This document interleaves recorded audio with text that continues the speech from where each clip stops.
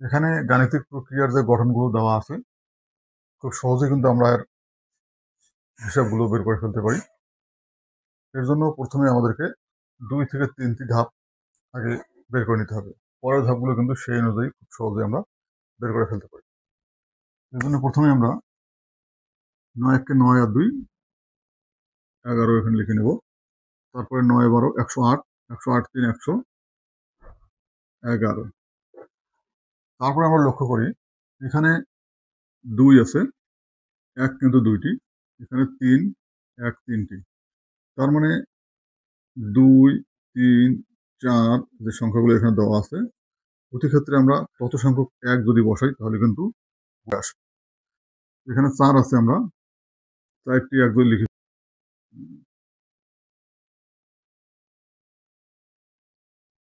তারপর এখানে আছে 5, তাহলে 1 হবে 5টি।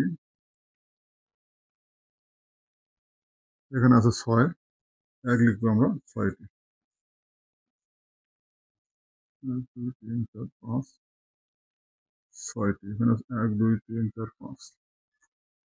এভাবে কিন্তু আমরা ধাপে ধাপে শুধুমাত্র এই যে ধারাবাহিকতা এটি লক্ষ্য করলে কিন্তু আমরা বের করে ফেলতে পারবো।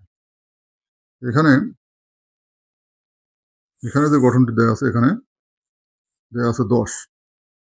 এটি আপনারাই বের করে কমেন্ট বক্সে লিখবেন।